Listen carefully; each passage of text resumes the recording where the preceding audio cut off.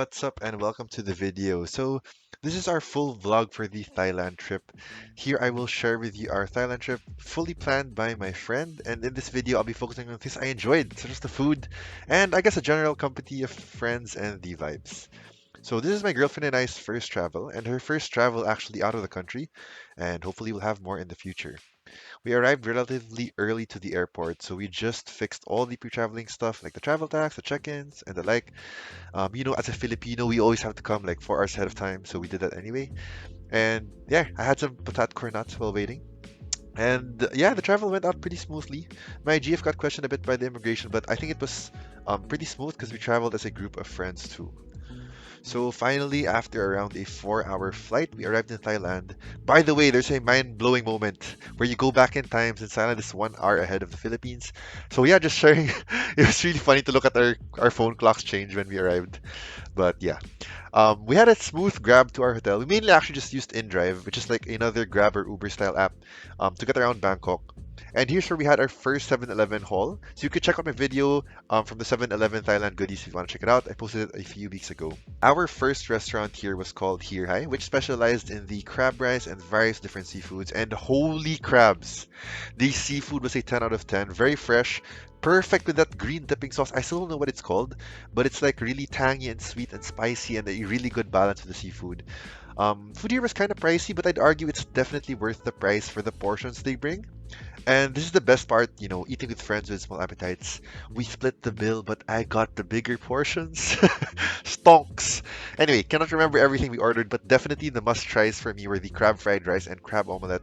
The other dishes were great too, don't get me wrong, but the ones I mentioned earlier were the unique standouts for this resto. Next, we went to this restaurant called Thong Smith. It was actually recommended to me by one of my clients here in the Philippines, and dang, this has got to be one of my favorite restaurants that we went to. They served what's called like a boat noodles, and we had ours with Wagyu. Of course, we gotta spoil ourselves in the vacation trips. After all, that's what they're there for.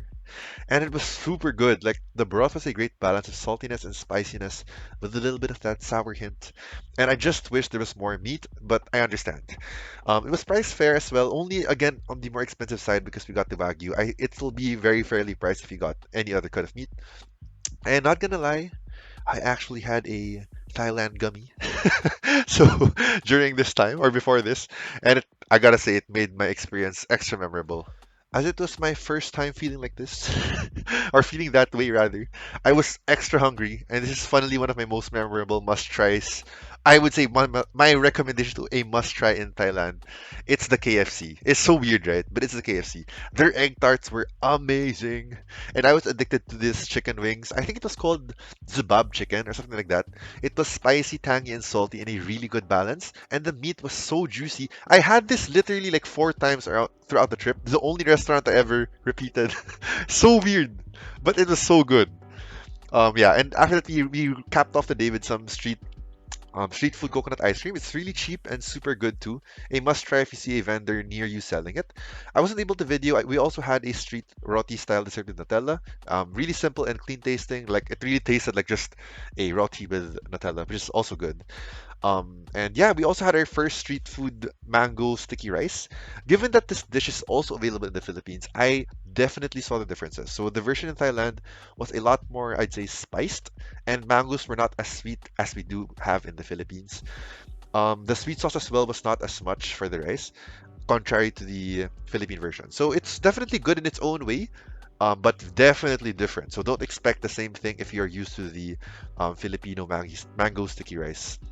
And ending day one, these are my favorite little things. So it's the chilling part. I love chilling and travel. So we just capped the day in the hotel. We got some Grab food. By the way, this restaurant is so funny. It's called literally Salmon Made My Day. So that's what we got from in the Grab, and it's basically we got a salmon dish with rice and yuzu tea. Yeah, because it's our goal to like try every Jap food we can everywhere we go in the future. And that caps up day one. Let's move on to day two. So for day two, we went to try Goang chicken rice, and I have to say, as a half Chinese, this is one of my favorite restaurants here in the trip. They had a really perfect flavor profile for the chicken. The vegetables were fresh, the meat was tender and juicy, and if it lacked in saltiness, if you wanted more flavor, you could just add more sauce. I am a huge fan of simple dishes that execute the proteins well, and this really just hits the spot. We had braised pork too, which is also really good. Same vibe as how they handled the chicken very well. And I'd say this is a must try if you're in Bangkok. I smashed this meal with 4 orders of plain rice. I could have had more, but I had to save some space for our next restaurants and next foodies. And yeah, we paired our meal with some authentic Thai milk tea, which was also really, really good. We did some shopping to cap day two, and we move on to day three. Elephants. So we booked the Elephant Jungle Sanctuary Pattaya, booked from Klook. It was kind of pricey, around 6,000 pesos per person. So I think that's a bit more than around $120. And it was very, very worth it. Like I thought it was gonna be expensive, but it was. I promise you, it was very worth it. You really feel like they take care of you. The travel was super comfortable. The area was very clean, and even the venue itself was clean af. I mean, the poopable toilets kind of clean, which says a lot. We wanted to go here since, of course, we're against any kind of animal cruelty, and this elephant jungle sanctuary treated their elephants super well. The tour guides were very accommodating, funny, and charismatic, and the other tourists were fun to be with too and very chill. Here we were able to feed the elephants, bathe them, and really just admire them. I mean, it's so. I can't express how amazing it is just seeing them walking around the huge area and like having their own space to themselves and just watching them eat and walk around. Like it's so cool to look at and it just feels so heartwarming to see them there. The guides also showed us how they use the waste products of elephant to make paper, and it was also a very surprisingly fun experience. Apparently, they poop around 30 to 50 kilograms per day, if I recall correctly, and probably from all the fiber intake. So, I thought I pooped a lot, but after hearing that, I definitely got to step up my game.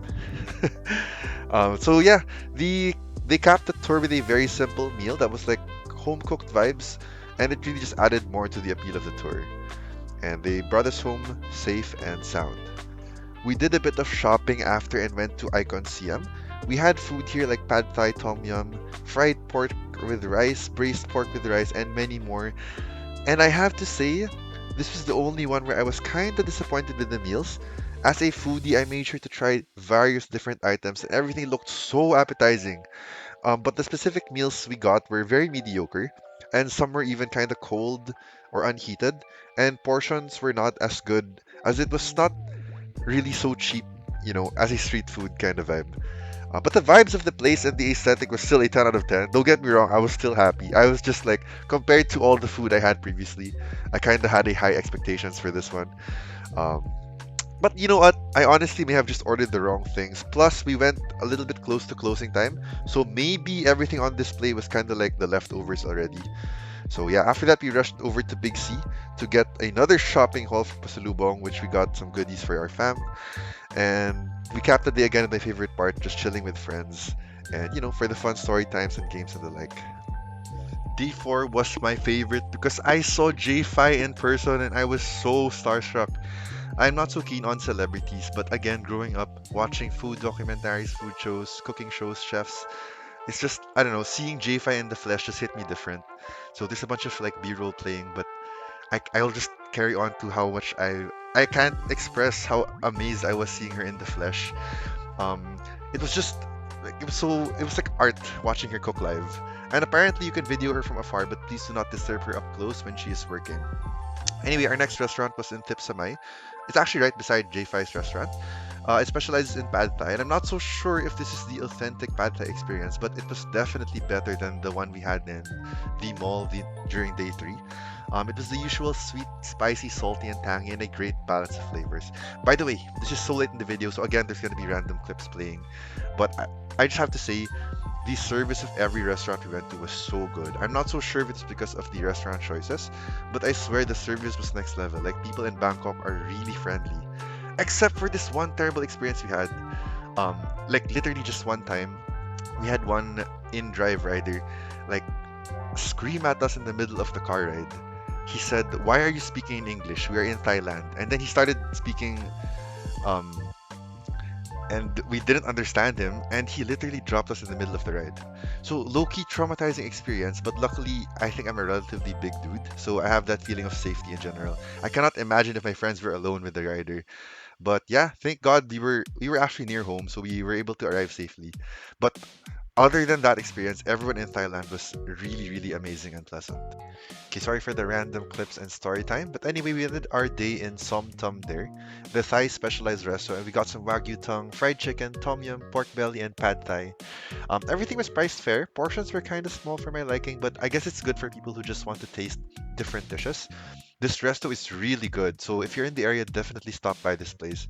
We went here right after our trip to the temple, and we finished our meal with the usual Thai milk tea. 10 out of 10. Now going to day 5, we ate in Nong Rim Klong. Unfortunately, my videos for this were limited. I am not so sure where the vids I took went, but it was a here high vibe kind of resto, like my day 1, and also very generous with the seafood. Priced expensive, but worth the huge portions. Also a must try if you're in the area. For our last meal in Bangkok, we had our anniversary date in Orangi. This was god tier. I will make a separate video just for this. It was so good. Overall, Thailand was amazing. The food, the shopping, the people, the fashion was great. I spent for 5 days, including the ride and accommodations, and the infinite food trips, and minor shopping for clothes, around 35,000 pesos, which was around 600 US dollars. Can definitely be cheaper if you don't want to go to the tour or don't eat as much as I do.